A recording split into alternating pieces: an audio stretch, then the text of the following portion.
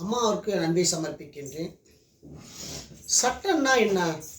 ஒரு முதலமைச்சர்னா என்ன? ஒரு நாட்டு ராஜானா என்ன? காலம் காலமாக ராமன் காலத்திலேருந்து நம்ம பார்த்துருக்குறோம். ராம மனுஷனா அவர் சொல்ல பயங்கரமான அவமானத்தை சந்திச்சாருன்றதான் உண்மை. குடும்பத்துக்குள்ளேயே கூட பிறந்த சகோதரனையே கொல்ல வேண்டிய நிலைமை வந்தது. பசங்களை ஒரு துறவியாக விட்டு அவங்கள சீதா சித்திரவேதை சொந்த பந்தத்துக்குள்ளவே பெரிய ஒரு போராட்டம். ஆனால் மனித அவதாரமாக பண்ண சொல்ல ஒரு மனிதனுக்கு அவமானங்கள் இது நடக்குது அப்படின்றத சொல்ல வரோம். விஜய்க்காக இது ராமன் கதையிலேருந்து சொல்கிறோம். கிருஷ்ண அவதாரத்துலேயும் கிருஷ்ணராலையும் இது மக்கள் மத்தியில் சரி பண்ண முடியாமல் கிருஷ்ணரும் ரோபதி சாபத்துக்கு ஆகாயி அவங்களுடைய பசங்க எல்லாம் ஒரு கொடூரமான ஒரு மரணம் நடந்திருக்கிறது. இப்படி ஒரு சூழ்நிலை தான் இந்த உலகம் தோன்றிய போது. அதுக்கப்புறம் நதிகள் நாயகன் இந்த மண்ணில் பிறந்து மக்களுக்காக ஒரு வேலை செய்யும் போது தான் மக்களையே அவர் கொன்ற பிறகு அப்போதான் அவருடைய அவ்வளோ நரக வேதனையை அவர் அனுபவிக்கிறார். ஒரு கொடூரமான செயல் தான் அப்போது நடக்குது. அப்புறம் தான் அவர் அந்த விதவை பெண்களுக்கு கல்யாணம் நடக்கணும் அப்படின்றதுக்காக அந்த விதவை பெண்களுக்கு திருமணத்தை நடத்தி மறுவாழ்வு கொடுத்து அந்த சட்டத்தை கொண்டு வராரு. ஒரு மக்களுக்காக வரவங்களுக்கெல்லாம் சொல்ல வரேன். காந்தி அதே மாதிரியா இயேசு மனிதனாக அவதரிக்கும் போது தன்னுடைய உடம்பே ரத்தத்தால் இந்த உலகத்துக்கு சென்றார். சொட்டுது ரத்தம். கையில் ஆணி அடிக்கிறாங்க, கையில் அடிக்கிறாங்க, காலில் அடிக்கிறாங்க. இயேசுக்கு ஒரு மனிதனுக்கு ஒரு வேலையை கொடுத்த உடனே மக்கள் மத்தியில் அவன் ஒரு பேரும் புகழும் வாங்கி மண்ணில் நிலைக்க வேண்டும் அப்படின்னு சொல்லும். இப்படி ஒரு சித்திரவேதை இந்த உலகத்தில் நம்ம பார்க்குறோம். அதேமாதிரி ராஜா காலத்தில் ராஜா இந்த பதவியை ஆளணும்னா ஒரு பல உயிர்கள் மன்னர்கள் சண்டை நடந்து பல பொதுமக்கள் கொடூரமாக இறந்த பிறகு தான் அந்த நாட்டு ராஜாவாக தலைமை எடுக்கப்படுகிறது. அப்படி ஒரு காலகட்டத்தை நம்ம பார்க்குறோம். அப்புறம் சுதந்திரம் வாங்கப்பட்ட பிறகு சுதந்திரம் வாங்கின பிறகு அதில் எவ்வளோ பேர் மடிந்தாங்கன்னே தெரியாது காந்திக்காக. அதுக்கப்புறம் தான் நம்ம சுதந்திரம் வாங்கப்பட்டோம். இதை என்ன சொல்ல வரோம்? விஜய்க்காக நம்ம சொல்ல வரோம். அதுக்கப்புறமா இந்திரா காந்தி இந்த ஆட்சியை பிடிக்கணும்னு சொல்ல நேரு இறந்த பிறகு தான் அந்த அம்மா உயிர் சேதம் பண்ண பிறகு தான் இந்த அம்மா பதவி அடைய முடியுது. அதேபடியா ராஜீவ்காந்தியும் அம்மா கொடூரமான மரணம் வந்த பிறகு தான் ராஜீவ்காந்தி அந்த பதவி அடைய முடியுது. எவ்வளோ மக்கள் இறக்குறாங்க, அதுக்குள்ளே பொதுமக்களும் இறக்குறாங்க. நம்ம எல்லோரும் கண்ணுக்குள்ளூர பார்க்குறோம். அதுக்கப்புறம் இந்திரா காங்கிரஸ் ராகுல் காந்தி கிட்ட இருந்து ராஜீவ்காந்தி ராகுல் காந்தி கிட்ட கட்சி போகுது. ஆனால் இந்த கட்சியை இந்திரா காங்கிரஸால் நடத்த முடியல. இது உண்மை. அதுக்கப்புறமா தமிழ்நாட்டில் கலைஞர் ஆட்சி பிடிக்கணும்னா யார் சாகணும்? அண்ணாதுரை மறைஞ்ச பிறகு தான், எவ்வளோ பேர் இறந்த பிறகு தான் அவர் ஆட்சி பிடிக்க முடியுது. அதே மாதிரி எம்ஜிஆர் ஆட்சி பிடிக்கணும் தமிழ்நாட்டில் அப்படின்னா அவர் யார் இறக்குறாங்க? ஜெயலலிதா அம்மா இறந்த பிறகு தான் இவர் ஆட்சி பிடிக்கிறாங்க. இவர் பயங்கரமான அவமானத்தை சந்திக்கிறார். கூத்தாடின்னு சொல்லி எவ்வளோ அசிங்கம் அவமானங்கள் சந்திக்கிறார். அவர் உயிருக்கு ஆபத்து வருது. இதையெல்லாம் மீறி தான் அவர் ஆட்சி பிடிக்கிறார். ஜெயலலிதா ஆட்சிக்கு வரும்போதும் எம்ஜிஆர் செத்த பிறகும் பல பேர் செத்துறாங்க. அவர் கூட எம்ஜிஆர் கூடிய பொதுமக்களும். அதுக்கப்புறம் தான் ஜெயலலிதா ஆட்சி பிடிக்கிறாங்க. ஜெயலலிதா ஆட்சியை பிடிச்சி இறந்த பிறகு ஜெயலலிதா இறந்த பிறகு தான் சசிகலா ஆட்சி பிடிக்கணும்னு நினைக்கிறாங்க. ஆனால் சசிகலாவில் ஆட்சி பிடிக்க முடியல. அதான் விதி. எடப்பாடி சசிகலா உள்ள வச்சு அவமானப்படுத்தின பிறகு தான் இவர் ஆட்சியை பிடிக்கிறார். யாரோ ஒருத்தர் சித்திரவேதை, ஒரு பெண்ணு சித்திரவேதை அனுபவித்த பிறகு தான் எடப்பாடிக்கு ஆட்சி. ஆனால் எடப்பாடி ஆட்சி நிலைக்கிறதுக்காக அந்த ஆட்சியில் 9 பேர் துப்பாக்கி சூட்டில் சாவுறான். இது வரைக்குமே விசாரணை பண்ண முடியல, அது தண்டனை கொடுக்க முடியல. கண்ணுக்கு தெரிஞ்சு நடக்குது. இது யார் கொடுத்தாங்க ஆர்டரு? இது யார் பண்ண சொன்னாங்க? இது வரைக்குமே நடக்கவில்லை. இரண்டாவது கொடநாட்டில் எத்தனை பேர் இறந்தாங்க? 8 பேரா, 7 பேரா, 6 பேரா? இன்ன வரைக்கும் புல் விசாரணை பண்ணவே முடியல. இது கண்குளிர பார்க்குறோம். ஸ்டாலின் முதலமைச்சராலேயே இது முடியல. ஒரு தமிழ்நாட்டு முதலமைச்சர் இவரே இதை வெளியே கொண்டு வர முடியல. அப்படி பாருங்கள், சூழ்நிலை பாருங்கள். நம்ம நாட்டினுடைய சூழ்நிலையை நம்ம சொல்ல வரோம். ஒரு நாட்டு தலைவன் இந்த மண்ணில் ஆட்சி பண்ண வரான்னு சொன்னால் இப்போ இருக்கிற ஒரு காலகட்டத்தில், சத்தியம் தர்மம் இல்லாத ஒரு காலகட்டத்தில் விஜய்க்கு வந்து ஏன் நடந்ததுன்றதை நான் சொல்ல வரேன். ஒரு தலைவன் வந்து தெய்வ சக்தியோடு பிறக்க சொல்லும் கொஞ்சமான அவமானங்கள் அவன் சந்திக்கவில்லை. எல்லாருமே இந்த மண்ணில் பிறந்த ஒவ்வொரு ஆளும் சாப்பாட்டு கஷ்டங்க. எம்ஜிஆர்லாம் வந்து சாப்பாட்டுக்கு துணிக்கு கட்டுறதுக்கு எதுவுமே இல்லாமல் துயரம் பட்டு வந்தவங்க. அந்த ஒரு ஏன் சொல்ல வரேன்டானா, ஒரு நாட்டு தலைவன் ஆகுனா கலைஞர் எவ்வளோ கஷ்டப்பட்டுருப்பார் பாருங்கடா, எவ்வளோ அவமானத்தை சந்திச்சிருப்பாங்க பாருங்கடான்ற. அதே மாதிரி நம்ம தமிழ்நாட்டு முதலமைச்சர் ஒரு வருஷம் ஜெயிலில், பயங்கரமான அவமானங்கள், பயங்கரமான சித்திரவதைகள். அவர் நடக்காத அவமானமே கிடையாது. ஏன்னு கேட்டீங்கன்னா, ஒரு தெய்வ சக்தியோடு பிறக்கிறவனுக்கு என்ன தேவைன்னு கேட்டீங்கன்னா, இந்த உலகத்தை படைச்ச கடவுள் மாரியா, கடவுளுக்கு என்ன தேவை? கடவுளுக்கு மயக்கமான ஒரு போதை, ரெண்டாவது உணவு. இது ரெண்டு மட்டும்தான் அவங்களுக்கு தேவை.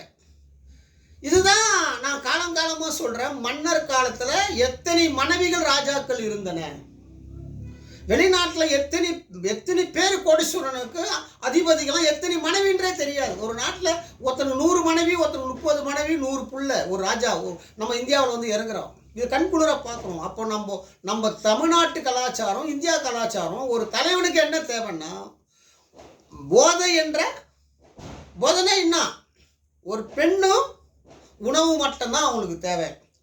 ஆனால் இதை விஜய்க்கும் இந்த சோகமான சூழ்நிலை அமைந்திருக்கிறது. தெய்வ சக்தியோடு அவன் வந்துட்டான் வெளியில், சினிமாக்காரன் தெய்வ சக்தியோடு வந்துட்டான்.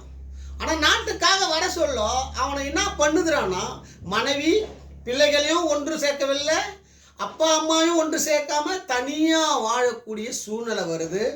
அப்புறம் அன்னைக்கு நடந்த அவமானங்கள் சந்திக்கிறார். ஒருத்தனுக்கு தெய்வ சக்தி வரணும்னா முதல்ல அவன் அவமானத்தை சந்திச்சா மட்டும்தான் அவன் தெய்வ சக்தி வச்சு இந்த நாட்டை காப்பாற்ற முடியுன்றான்னு சொல்கிறேன். இல்லைனா முடியாது. விஜய்க்கு நான் சொல்ல வரேன். ஏன் சொல்ல வரேன்டானா, இந்த போர், இந்த கரூரில் நடக்கப்பட்ட 41 பேர் இறந்துருக்கிறாங்க. இதுக்கு தீர்ப்பு என்ன சொல்ல போகிறாங்கன்னா, ஒரு ஆக்சிடெண்ட் நடந்தது, இதை வந்து யாராலுமே சரி பண்ண முடியாது, யார் மேலேயும் அது தவறு கிடையாது அப்படின்றதான் தீர்ப்பு சொல்ல முடியுமா தவிர, நம்ம முதலமைச்சர் குற்றவாளி, விஜய் குற்றவாளி தண்டனை கொடுக்க வாய்ப்பே கிடையாதுறான்ட்டை. பொதுமக்கள் வந்து வாய்ப்பு எதிர்பார்க்காதீங்க. 2 பேரையும் தண்டிக்க போகிறாங்க. சட்டம் தண்டிக்காது. ஏன்னா இது வந்து மனிதனாக நடக்கப்பட்ட சம்பவமே வந்து உலகத்துக்கு கொண்டு வரவில்லை. இயற்கையாக நடக்கப்பட்ட ஒரு சம்பவம், கரூர் சம்பவம். அது எப்படி கோர்ட்டில் போய் அதுக்கு ஒரு தண்டனை கொடுக்க முடியும்? இயற்கையாக நடக்கப்பட்டது தான் இது. இது யாராலுமே தடுக்கிறதுக்கு வாய்ப்பே கிடையாது. விஜய்க்கு சொல்ல வரேன். ரெண்டாவது வந்து மரணம்னா என்ன? மரணம் என்பது இறந்த பிறகு தெரியும், அது இன்னொரு உயிரை அது எடுத்துக்கும், இன்னொரு உடம்பை அது எடுக்குது. மரணம்ன்றது சாவே கிடையாதுறான்ட்ட. ஒரு மனிதன் இறந்து விட்டால் அவனுக்கு சாவே கிடையாது, மறுநாள் இன்னொரு பிறவி எடுத்துக்கிறான். அப்போ ஆடு மாடு கோயிலாம் சாவுது, டெய்லியும் அது உற்பத்தி ஆகின்னு தான் இருக்குது, திருப்பி பிறந்துன்னு தான் இருக்குது. அது மாதிரி தான் மனிதன். அப்போ எவ்வளோ பேர் இறந்துருக்கிறாங்க. இந்த 41 பேருக்கு மட்டும் இவ்வளோ பெரிய பிரச்சனையை உருவாக்கி மத்திய அரசாங்கம், இந்த சின்ன விஷயத்துக்கு மத்திய அரசாங்கம் ஏன் வரணும்? எப்படியாவது திமுக அரசு பழி வாங்கணும், ஒருதனா ஒன்று காட்டுமா முடியுமான்னு பார்க்குறாங்க. இந்த தேர்தலை அவங்கள தோக்கடிக்கணும்னு. அது தோற்று போனது யாருன்னு கேட்டிங்கன்னா பிஜேபி. எவ்வளோ பேர் இறந்து தமிழ்நாட்டில் இருந்தாங்க, ஏன் வரல?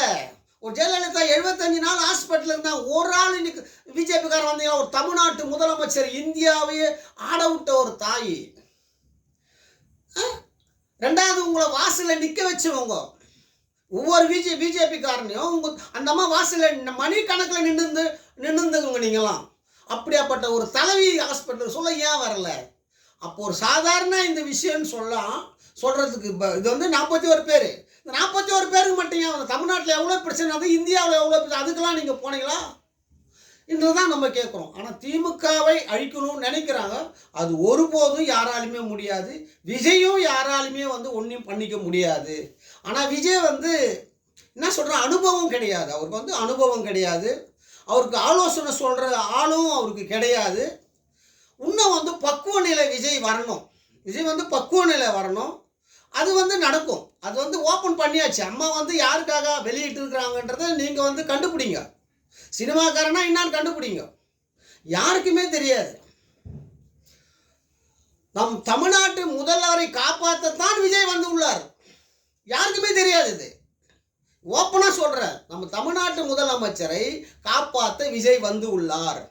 கூட்டணி விஜய் யாரு கூடும் சேர்ந்தாலும் இன்னும் நமக்கு இந்தியாவுக்கு அழிவு வருமா தவிர இதில் வந்து மாற்றமே கிடையாது. ஏன்னா ஒரு நாட்டு முதலமைச்சர்னா பல ஆண்டுகள் வந்து உழைத்து உழைத்து பக்குவ நிலையை உருவாக்கி அதுக்கப்புறம் சக்தியை கைப்பற்ற முடியும். யாராவது இறந்த பிறகு தான் சக்தியை கைப்பற்ற முடியும்.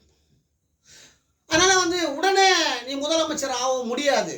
அதனால் வந்து நீ முதலமைச்சர் ஆனால் அவமானப்படுவார். அவமானம்னா யார் அவமானப்படுவாங்க? ஜெயலலிதா கூட்டணி வச்சாங்க விஜயகாந்தை, எவ்வளோ பெரிய அவமானம், அசிங்கப்பட்டாங்க.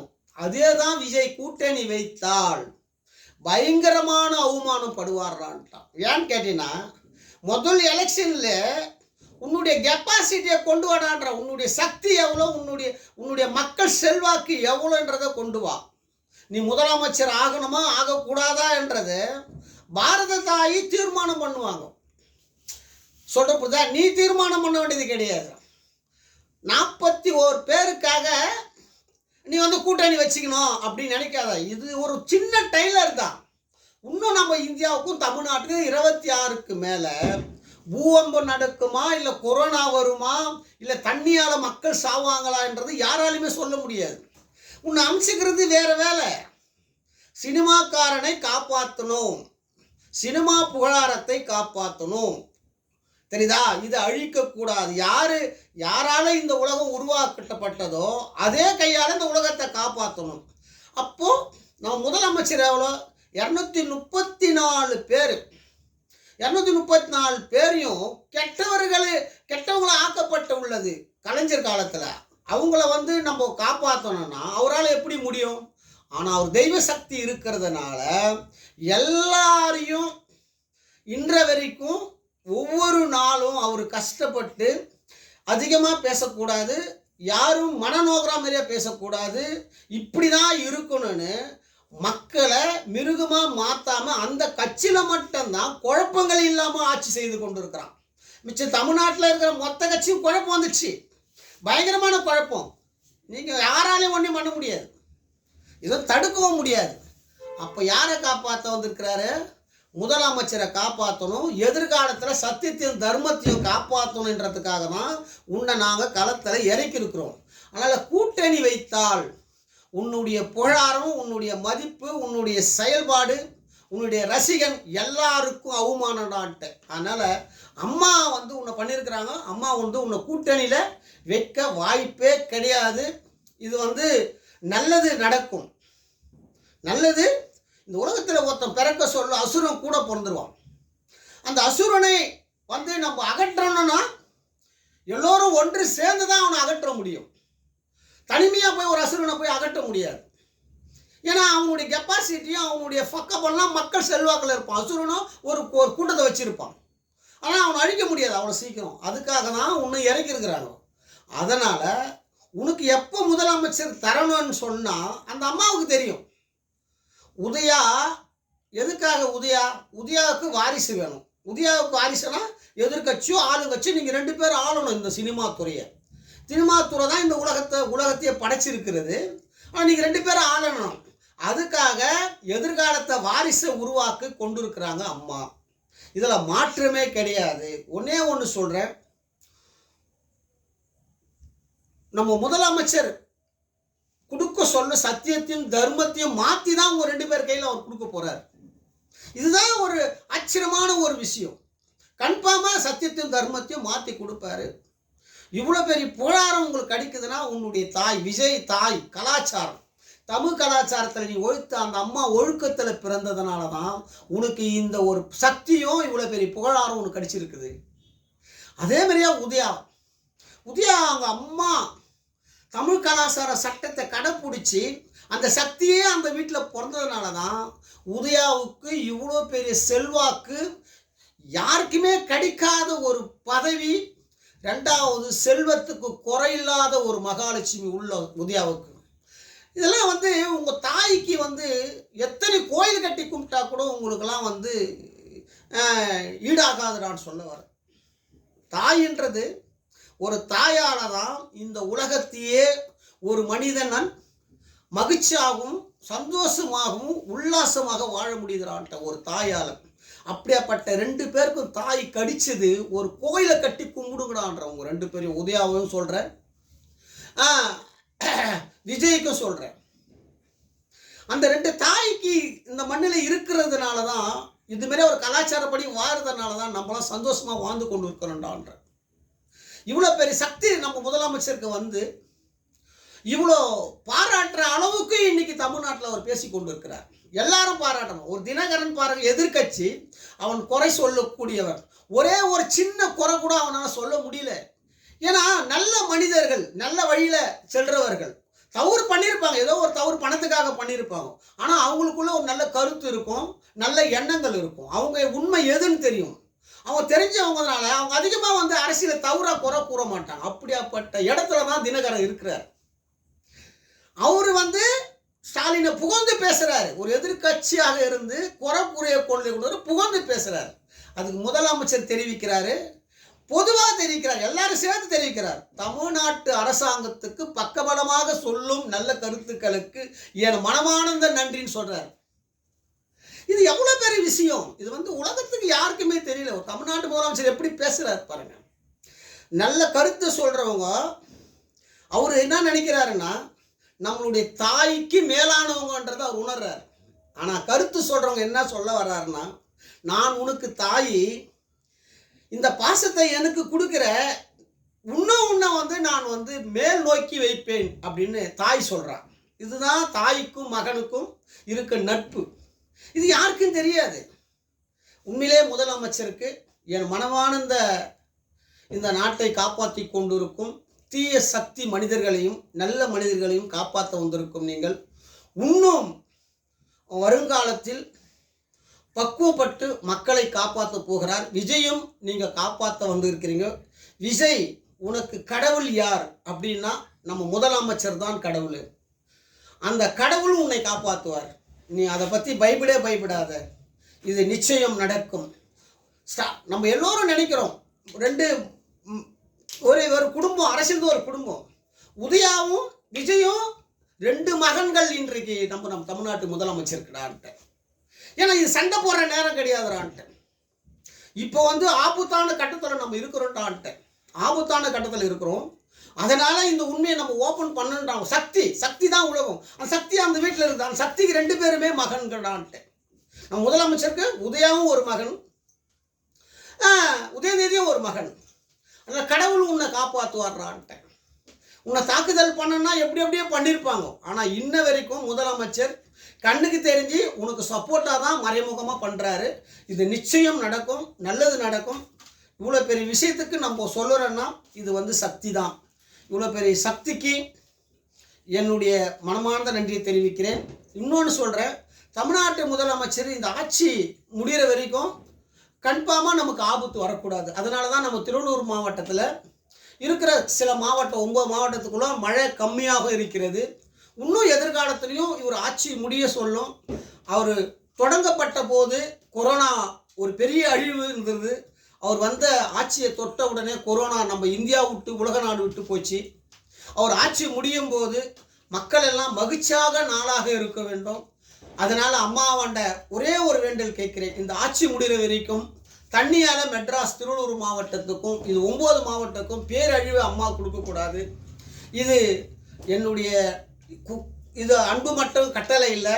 இது வந்து தமிழ்நாட்டையே படைத்த தாய் நீ. உன்னுடைய குழந்தைகளுக்கு நீ காப்பாற்றக்கூடிய ஒரு தாய். இதை நிச்சயம் நீ காப்பாற்ற வேண்டும். அந்த சக்திக்கும் அந்த அம்மாவுக்கு நீ சொல்லி இந்த பேரழிவே இந்த எலெக்ஷன் முடிகிற வரைக்கும் நிறுத்தணும் என்பதையும் அம்மா பாரத தாய்க்கும் ஆத்மாவுக்கும் பெரியாருடைய ஆத்மாவுக்கும் எம்ஜிஆருடைய ஆத்மா கலைஞருடைய ஆத்மாவுக்களுக்கும் 12 ஆழ்வார்களுக்கும் இந்த மண்ணிலே இயேசு நதிகள் நாயகன் இன்னும் இருக்கும் சித்தர்கள் மகான்களுக்கும் என் அன்பான நன்றியும் தெரிவித்துக் கொள்கிறேன். காந்திக்கும் எல்லோரும் மனிதன் பிறக்கும் போது மனிதனாக பிறக்கிறான். அவன் மறைந்த பிறகு மக்களுக்காக வாழும்போது அவன் கடவுளாக மாறிவிடுகிறான். அந்த கடவுளுக்கெல்லாம் என் அன்பையும் நன்றியும் தெரிவிக்கிறேன். நான் இந்த அளவுக்கு வளர்ந்தேன் என்று சொன்னால் அதுக்கு முதலமைச்சர் பாரத பிரதமர் தான். பாரத பிரதமருக்கும் முதலமைச்சருக்கும் என் மனமார்ந்த நன்றி. இன்றைய சட்டம் நாளைய மாற்றம். மக்களால் நான், மக்களுக்காக நான்.